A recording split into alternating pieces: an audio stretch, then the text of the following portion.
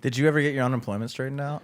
I finally did, like maybe 2 weeks before I came out here. And again, like, So you got all of it at once? yeah. Oh, hell yeah. And yeah, It's like hitting the lottery. yeah, it is. Even though it's what you should have been getting all Yeah. along. It's like when you get your Right. taxes back at the end, and you're like, wait, this is already my money. Yeah. Yeah. And I think what's funny is like, the entire from March till, middle of November or end of November. God damn, all at once. Yeah, I was stressing, like not every day, but like a couple times a week, I would be calling unemployment, just trying to get it straightened out, like what's going on. But because there's so many millions of people that are also in the same boat, you could just never get through with to anybody. So, I mean, I contacted, the senator, friends to help me out, different unemployment like branches, and nobody had an answer for me. And it was just blowing my mind. I knew I was going to get this money. Like 80% of me thought that, but then I would read some articles where it was like iffy, and I'm like, fuck, what if I'm that guy, But again, like I finally got it. And I couldn't be more thankful that it happened this way, because if I had gotten it through the pandemic, I'm sure I would have spent it on some dumb shit. So it's like, now to know that I have all this, like I can at least maybe try to invest in that, or my apartment's up at the end of January, so Gotta find I a feel new more spot. secure Yeah. in a sense. That's a big. Mine just because I was getting it like the whole time.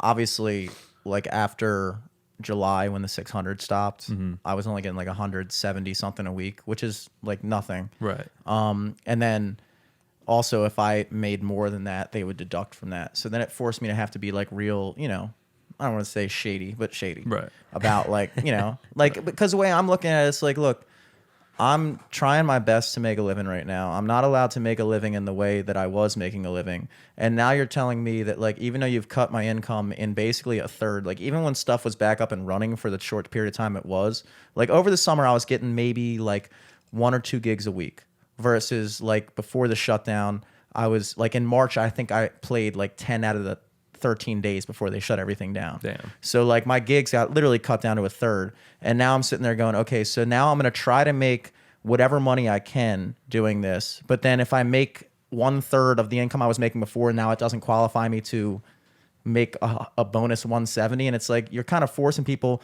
And then I tried to do the thing today, like my weekly certification, and it just said, you're not authorized on this page. And then it turns out they were saying like the PUA, whatever that stands for. Yeah. Pandemic. Yeah. Whatever. Okay. I know what you're talking It's about. like P. Yeah, What's yeah. a big P word that people keep saying? Pickup artist. Pickup artist. Ooh, that's nice.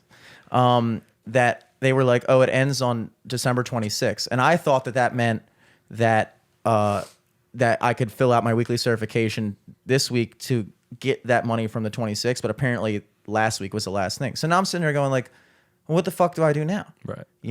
It's like, I guess, literally in Baltimore, nothing is open whatsoever.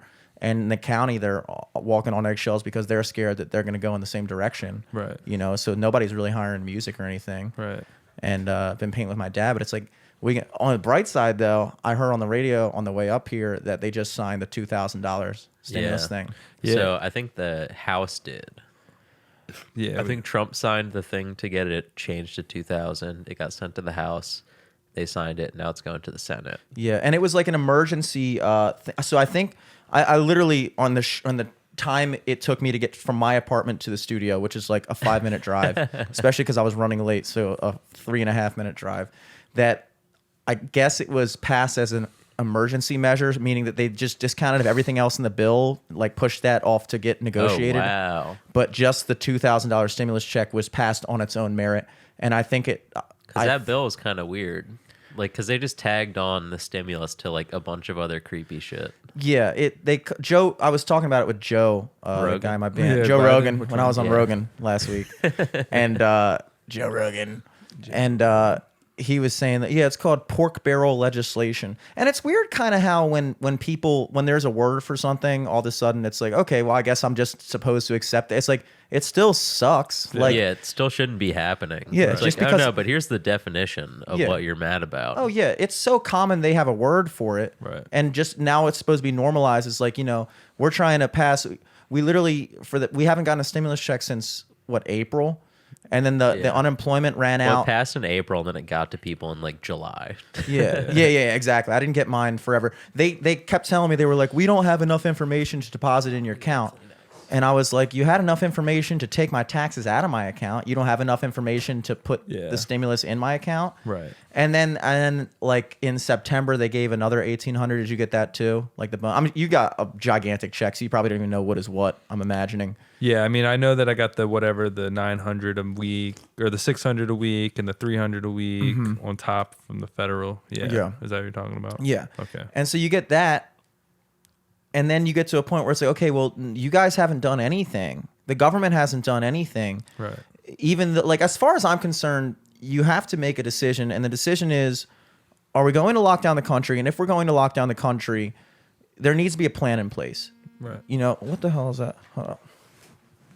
Shut the fuck up. This whole thing, like in the very beginning, it was like, I guess, acceptable because it kind of came out of nowhere, even though it didn't really come out of nowhere. Like people had been kind of talking about the virus for a couple months leading up to it. But then I feel like within like 1 week, shit hit the fan like suddenly. It went from literally people were like talking about it, joking about it, coronavirus, blah, blah, blah.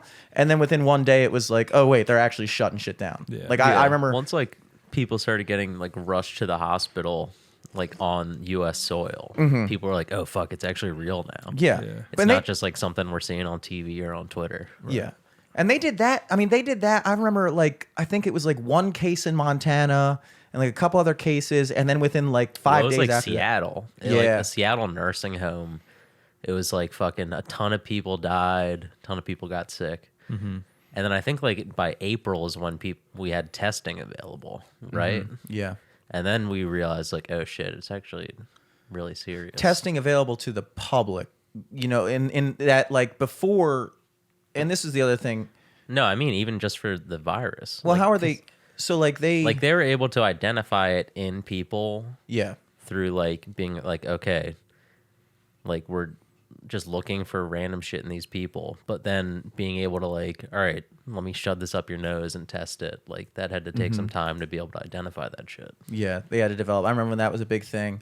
And that was the other thing we talked about before, is like how prevalent this virus was before anybody paid attention to it. Like this whole idea, it's like the coronavirus, like when they start saying, oh, we have our first confirmed case in the United States in early March or whatever it was, or late February, it's like, that's not the first case of coronavirus. Right. That's just the first recorded case of coronavirus. Like that shit's been here. Yeah. You know? And at the time it was acceptable, I guess, for the government to take these measures to lock things down on such a broad scale. And then they kind of had to play catch up in getting the unemployment on board and everything. But at this point, 9 months in, the fact that they're locking down, and it's like, if you want to lock down, it's fine. But the fact that they haven't done anything in terms of unemployment since the summer, they haven't done anything in terms of giving people money that need it, that are out of work since the spring. And it's like the whole excuse of like, oh, we're just trying to, like, we don't know. That was the whole thing. Like, we don't know. So it's like, but it's fucking December, dude. It's almost 2021. Right. And you just now deliberating, you know, giving people another check. Right. Yeah. It's like, how do you do that? And then it forces people in a position where it's like, now I got to fucking fudge my income just to make ends meet, right, to qualify for the little bit of shitty amount of money that you're telling me I can get, right, you know? Yeah, I mean, it fucking sucks. And I think, you know, for all the ones that aren't homeless, I mean, we got to all say in a way that, like, we are privileged to in those months, even for myself, to really, like, not think about, like, yes, the coronavirus was a thing, but let's be real, I felt like it was all more focused on, like, the election and, like, trying to prepare for what's to come. And so all our attention was on everything else but the coronavirus. And, you know, I can't help but to blame the government for not having, you know, any sort of handle on it. And it sucks for us to have to go through that. And it sucks more for those people that are homeless. Yeah, we really kind of just, like you were saying, we kind of like, oh yeah, it's serious, but also like polling places will be open. Like we kept shit pretty open until November 5th. Yeah. Like, and then after that, they're like, why is there a spike in infections now?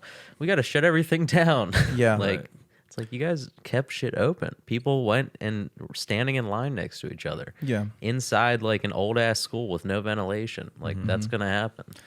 And that's one of the most blatant problems with the two-party system that I guess is so ingrained in people's minds is that these like there it is not a coincidence that it took until after the election for another stimulus bill to be passed because they're playing politics. The Democrats have their thing in mind, the Republicans have their thing in mind, and both parties are doing what's best for the parties, while the people who voted them and put them in office and are paying them with tax money are sitting there like, are you guys going to do something for us? Or are you going to literally just keep kicking this down the road because if the Democrats pass a bill that the Republicans wrote, it looks bad on them. And if the Republicans pass a bill that Democrats wrote, it looks bad on them. And it's like, so we don't want to do anything that might affect the election.